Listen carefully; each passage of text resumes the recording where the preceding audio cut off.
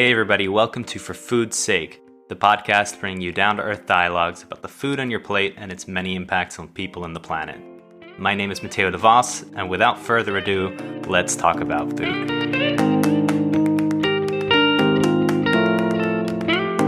This week, we've got Dr. Ariane Kehlbacher joining us on the show. She joins us from the University of Reading, where she's a lecturer in agri-food economics. She's recently been conducting a lot of research, and she's co-published articles on the possible effect of introducing a carbon-intensive food tax in the UK. In this episode, we'll be talking about what a carbon-intensive food tax is exactly, and what it could mean for consumers if such a tax were to be introduced as an attempt to curb the negative effects that our food choices can have on the environment. Ariane, thanks so much for joining us on the show today. Thank you for having me. So before we dive into some of the issues that surround the taxation of meat, I wanted to ask you to tell us a little bit more about your own background and how you became interested in health and food economics. So my background is in agricultural economics. I studied agricultural economics, and in my PhD, I was already looking at consumer behavior, so how much people are willing to pay for farm animal welfare in meat, and also how much they are willing to pay in terms of legislation or stricter legislation for better farm animal welfare. Then just working with food, why was food important? Because it's important for our health. So that's sort of how the interest in health economics arises. And now I'm looking more in detail into how sort of we can change our diets to prevent many of those non-communicable diseases that are affecting most people nowadays. Right. And so I saw in some of your publications the most recent way that you've been going about this is by discussing the possibility of a meat tax. Is that correct? So it's not a meat tax per se. It's a tax on food based on the emission content.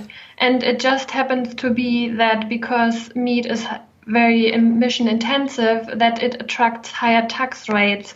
So we decided to tax foods that have an above average level of emissions, which then was the meat product, but also, for example, coffee is very high in emissions, and that would be also taxed. Okay, so the tax is purely based on emissions. There's not a health component to the tax? So the idea was really to look at the emissions only. In a way, there is an indirect health component automatically to it, because you can argue that we're eating too much meat and it should be reduced in our diet for health reasons. But for this scenario and for the level of the tax that we were choosing, it was specifically for emissions.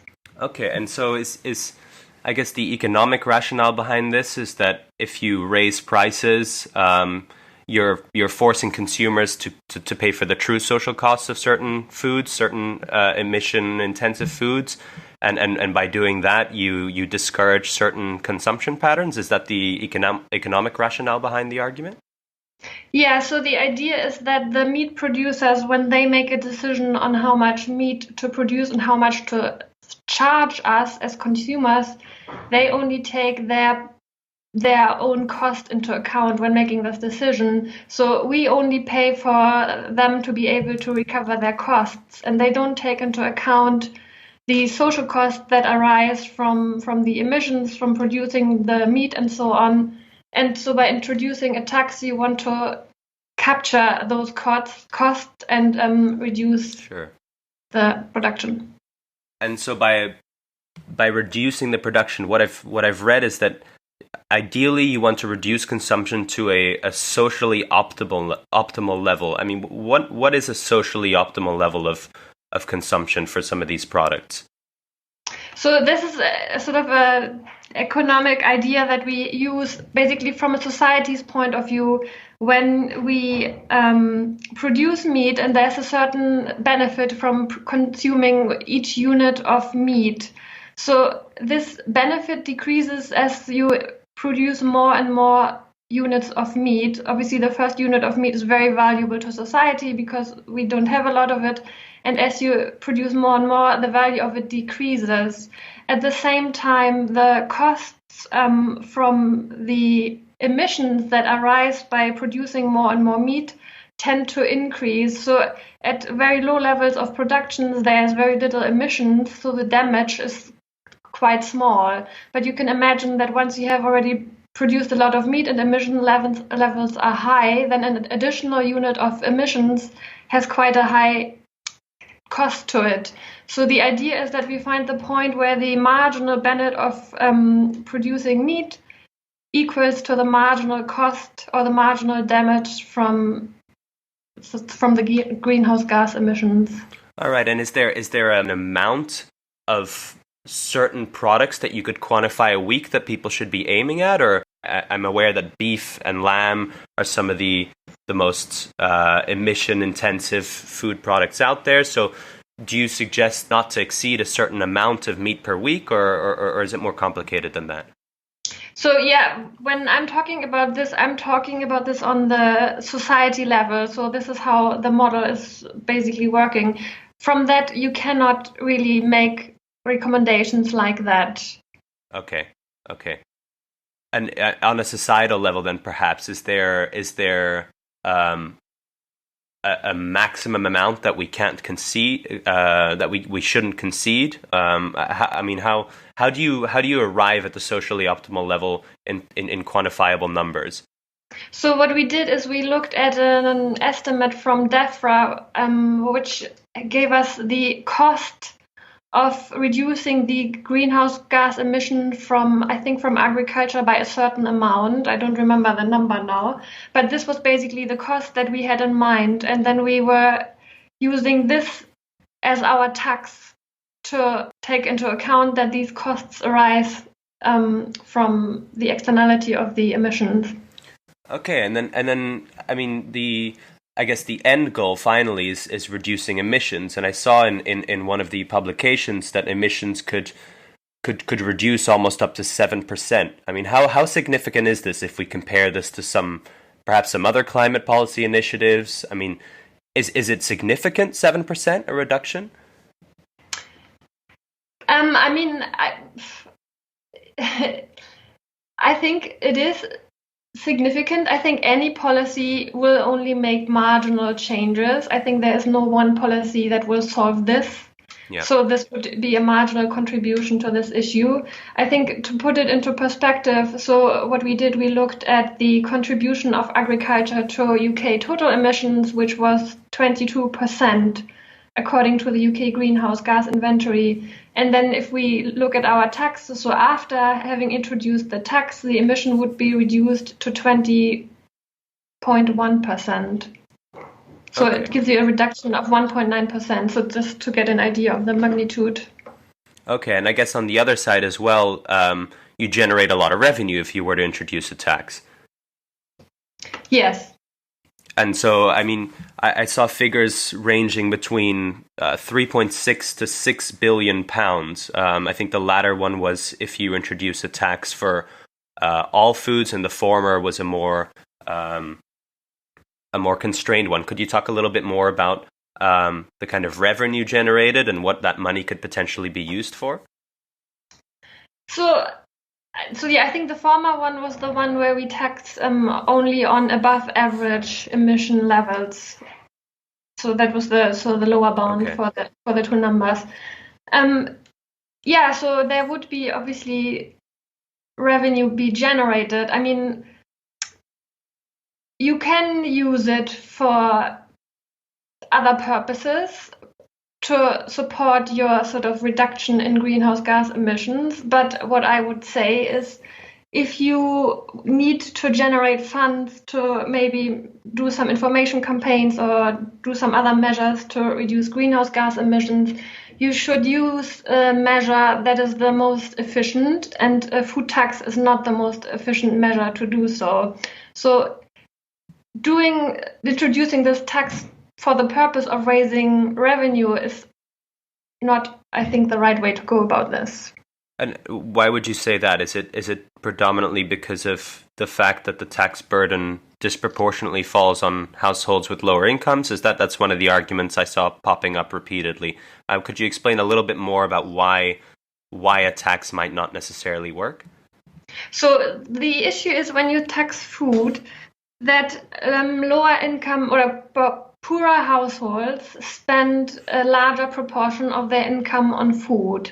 So if you tax food and make it more expensive, they will be hit harder than richer households. So this is just what we call regressiveness of the tax.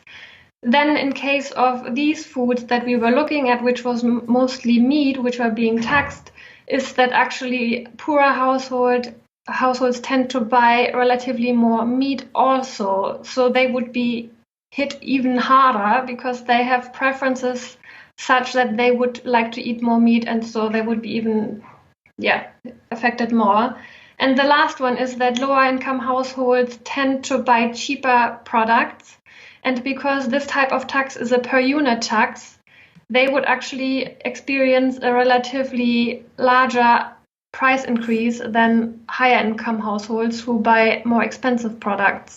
All right. And so, I mean, just a rough estimate, how much would price increase if we were to introduce a tax like that for I mean, any example really, a whole chicken or for a Sunday roast or if you're buying a steak in the supermarket? I mean, how significant is the rise in price?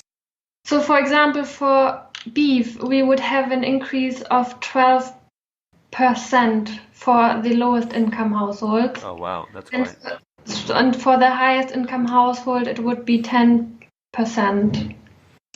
Okay, yeah, that's quite significant. So the idea then would be that you would have a disproportionate reduction in meat consumption among lower households. Yeah, so that's what we would expect. I also saw, and this is, I think, a very interesting, crucial side effect of the tax, is that it could also reduce to a reduction in the consumption of vegetables. Is that true? And how does that work? So how does that work? Well, so this is what we call complementarity. So, for example, if you cook your proper meals with meat and vegetables, and suddenly now you don't buy that much meat anymore, so you might also stop buying that much vegetables and instead buy some cheaper foods, maybe some ready meals or something like that. So there is some complementarity between foods going on. The other effect that you can have is that just because you're increasing the price of meat, you have generally less money available to buy other foods. And if you have this sort of reduction in your food expenditure, it might be that you actually then decide to buy less vegetables because given all food expenditure available, you'd rather buy some other foods than vegetables if you have less money available. Okay, and I guess that's also kind of linked to the idea of if you don't introduce a tax on, for instance, sugar, that you might perversely encourage people to increase their sugar intake because it might have lower emissions, so people will end up snacking more and eating more sweets, I guess, instead of meat. Yeah, so that was actually really interesting that the tax in a way would make unhealthy foods very attractive because these energy-dense foods actually, because they are very energy-dense, they have low emission levels. So in a way they become subsidized. So that's why then you almost have to add another tax on top of that to correct for that. Yeah, it's very interesting. You end up having to tax everything. Yeah, exactly. I also wanted to touch upon the issue of it being a retail tax. So the idea that the tax is very much passed on to the consumer. I think one of the side effects there might be that you're applying pressure on retailers, especially large retailers, to maybe push the costs up to their suppliers, and by doing so, that might have negative effects on animal welfare or on labor standards. I mean, is that also something you have to take into account when introducing a tax like this? Could you elaborate on that?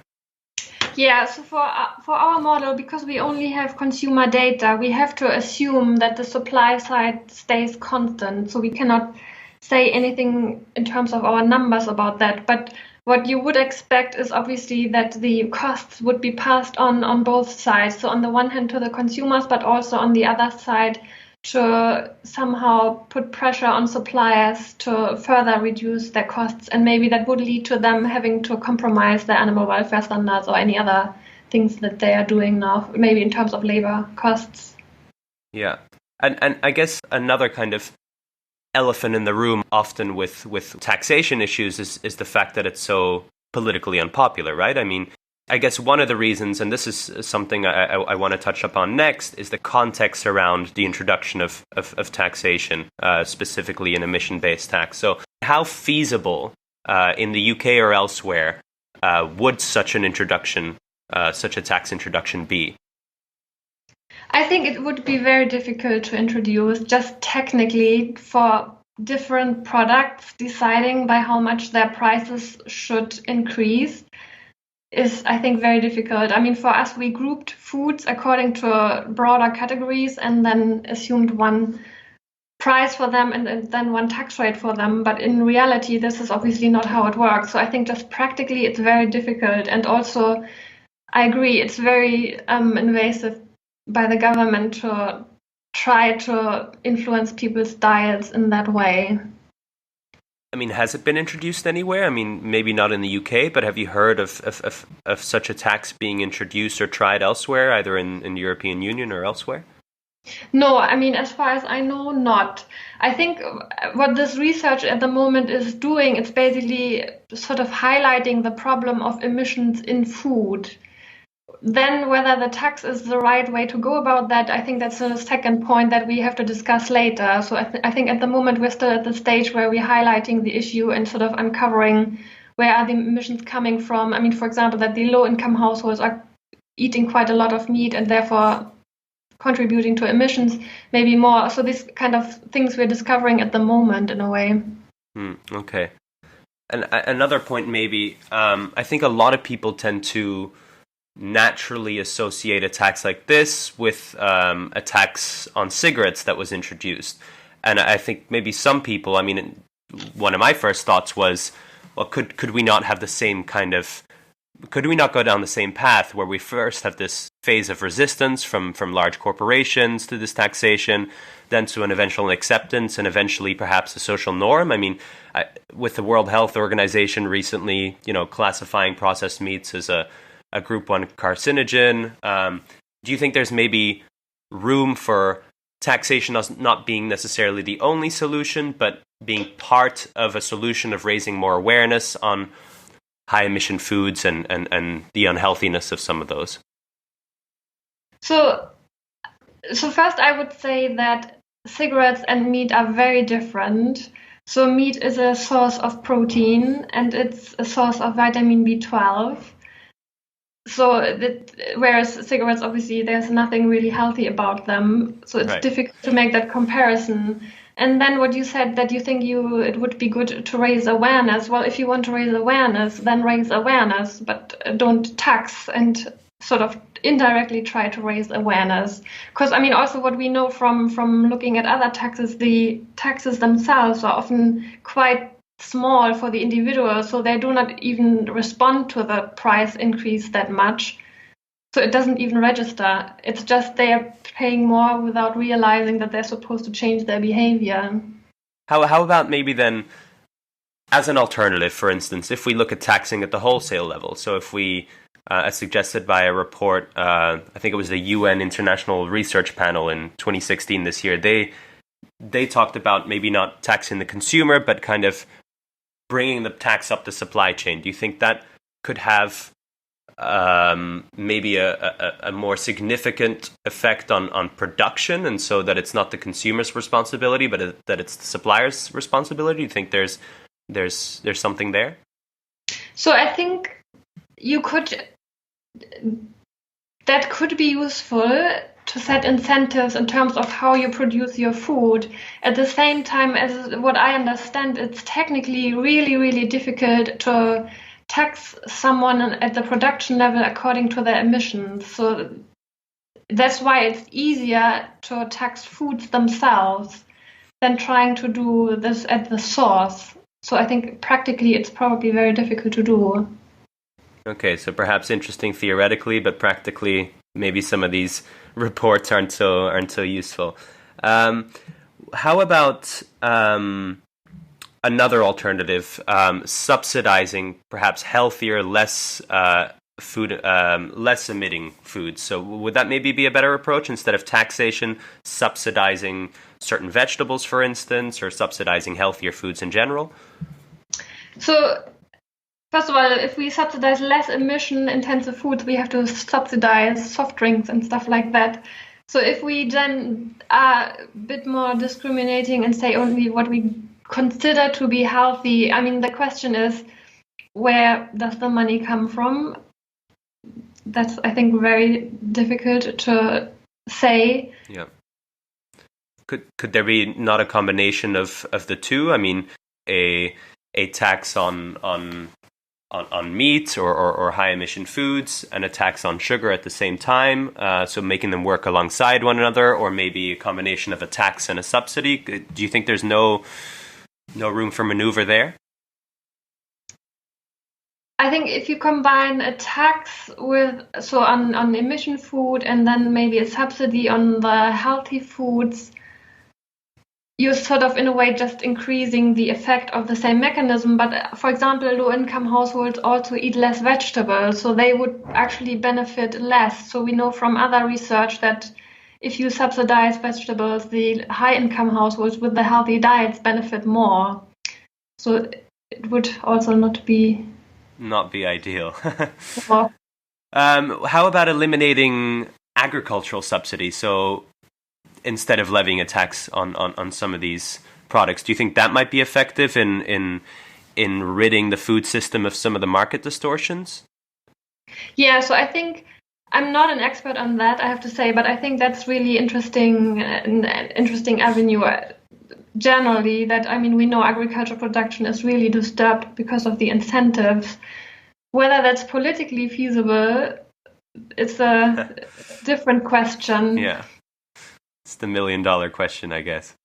So what would you, I mean, personally, what would you suggest then? I mean, I'm getting a feeling here that a meat tax, although it sounds attractive, and although people might make comparisons with cigarettes or with other taxation schemes that have, perhaps been more effective, I'm getting the sense here that, practically speaking, it's not really going to have a significant enough impact on consumers, or at best, it's going to have a disproportionate impact. So what would you suggest instead?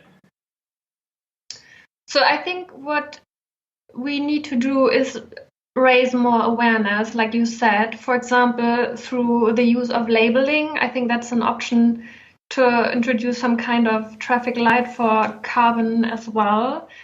I mean, I have to say, I was not aware how emission intensive, for example, beef is. I knew it was, but I didn't know it was that much. And I can imagine that many people do not realize really what the real numbers are. So if you can make that information visible to them when they're buying the product, I think that might be maybe an avenue. Okay, so you could maybe have the introduction of labels on food in supermarkets, or some publicly funded ad campaigns that raise awareness of certain high emission food products. Would that be one way of going about it? Yes, so yeah, I think labeling and raising awareness. I mean, for example, generally meat consumption has decreased because of the negative press surrounding the health issues. So I don't see why we can't do that also in terms of emissions, putting that on top of the agenda and say, actually, it's also emissions, which is really important now when you consume your meat. Think about that. I still think there is some room for a cultural shift in terms of our diets. Just because of health and environmental reasons, we cannot keep eating that much meat. And I'm kind of optimistic that we, as a society, decide that actually we don't always have to include meat, and it doesn't always have to revolve around meat, our eating. It can be also other foods that are the important part of the meal. Yeah. And so for you, where does your research go now? If you've seen kind of some of the limitations, I guess, of meat tax, where do you, from an academic's point of view, where do you see this debate going, and where do you see the kind of progress being made? So, I mean, me personally, I'm now more interested into looking how dietary behaviors are spread through social networks, especially since we're becoming more and more connected these days, and our unhealthy Western diets are spreading around the world. I think it's quite interesting to look into how these mechanisms work and maybe then try to intervene on that level. Okay, so are you saying that the Western diet is kind of something that people aspire to, and that's something that we have to combat through social media? Could you maybe elaborate a little on what you mean? Yeah, so we know that for example, in Asia and in Africa now people, aspire to the Western diet because obviously it's being promoted by food manufacturers as a very desirable thing and cool thing to do. So that is just to show that you can influence people's diets. This is now for the not so good, but obviously then I would say maybe you can also do it in the other direction, that you sort of influence generally people towards eating a different type of diet. Yeah, I think I'd agree with that. Well, I think from my side, that's about all I have to ask today. Is there anything else that you'd like to add on or that you think is important that we haven't touched upon yet? So I think the general issue I think we have with taxes is that they shift the entire distribution of everybody eating a bit to the left, whereas what we want ideally is we want to target the households that are consuming much too much meat and have them reduce their meat consumption and leave the other households maybe as they are. Ariane, thank you so much for joining us today. Thank you. For the listeners out there, if you want to check out Ariane's publications or similar articles talking about introducing a tax on carbon-intensive foods, you can find all that information and much more on www.forfoodsake.me under the description below this week's episode. As always, if you've enjoyed this week's podcast, you can support it by reviewing and rating it on iTunes, by subscribing, and of course by sharing it with friends and family that you think could be interested. That's all I got for now. Thanks for tuning in, guys, and see you next week.